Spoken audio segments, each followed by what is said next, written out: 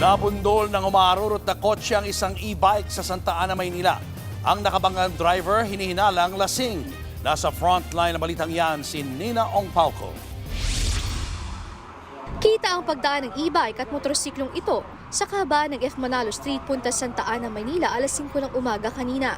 Paglagpas sa pedestrian lane, tumilapon sa sidewalk ang e-bike matapos nasalpok ng isang kotse. Damay din ang nakasunod na motor. Nakabulagta, sugatan at walang malay ang babaeng sakay ng e-bike nang maabutan ng News 5. Agad dumating ang mga rescuer at kaanak ng babae. Dinala na siya sa ospital.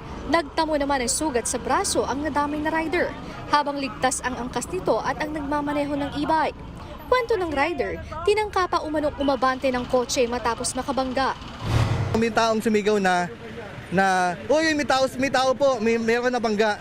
Ayun, doon lang po siya napahinto. Gusto ng driver na umalis yata, buti na naawat. Ayon sa barangay, hindi nila makausap ng maayos ang driver ng kotse. Hindi naman namin makausap na matino, mukhang lasing na lasing siya. So, ang ginawa ko, hinold ko muna rito. Sa investigasyon, nakita ang isang police uniform sa driver's seat ng kotse. Inaalam pa kung ito ba ay pagmamay-ari ng driver. Nasa kustodiya na siya ng traffic police at posibleng maharap sa patong-patong na reklamo. Nagbabalita mula sa Frontline, Nina Ongpauco, News 5. Mga kapatid, Julius Babaw po.